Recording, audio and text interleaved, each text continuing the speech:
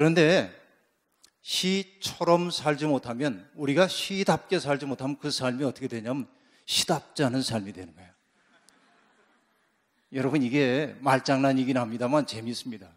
인간은 하나님의 포에마, 곧 하나님의 시인데, 하나님의 포에마답게 살지 못할 때 인간의 삶은 시답지 않은 삶이 될 수밖에 없다 하는 얘기입니다.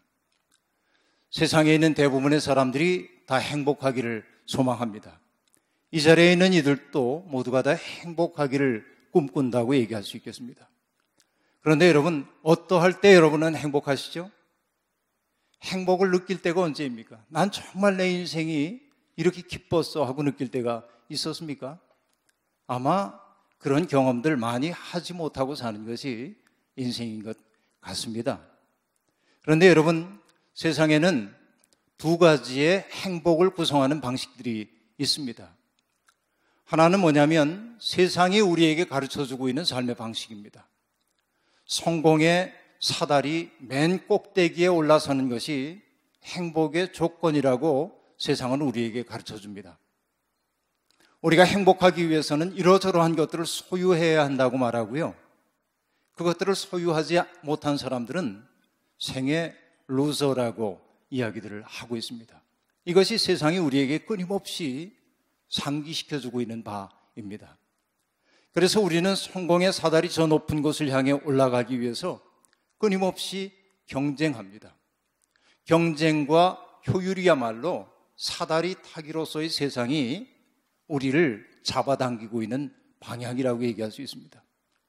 그런데 그 사다리의 높은 곳에 올라서면 올라설수록 사람들이 행복해지냐면 그렇지 않습니다. 그것은 조그만 바람이 불어도 휘청휘청 흔들리고요.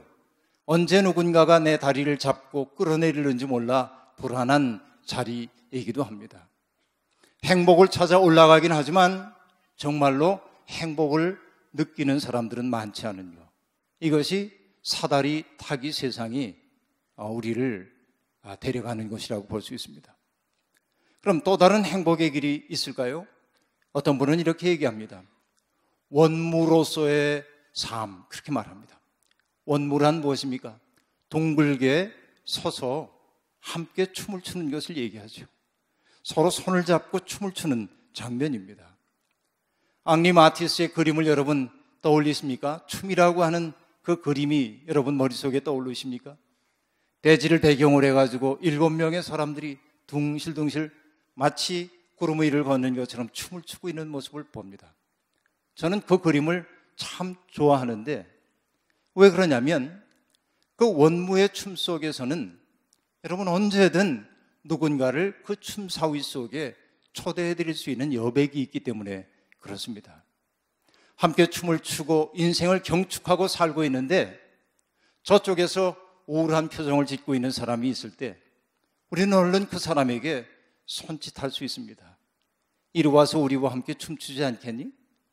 그래서 슬퍼하는 그 사람, 우울한 그 사람을 우리의 춤 속에 불러들였을 때 그도 함께 춤을 추고 리듬을 타면서 우리의 기쁨을 나눌 수 있기 때문이죠.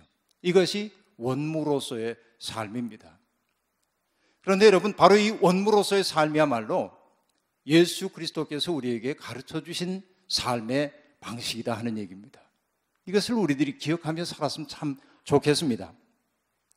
그런데 여러분, 금방 얘기했던 사다리 타기로서의 삶의 특색은 무엇이냐면 결국 한 마리의 양을 위해 99마리의 양이 희생되는 체제입니다. 원무로서의 삶의 특색은 뭐냐면 길을 잃어버린 한 마리의 양을 위해 99마리가 기다려줄 줄 아는 그런 세계입니다. 우리가 꿈꿔야 할 세상은 바로 그런 세상이 아닐까 하는 생각을 갖게 되는 것입니다.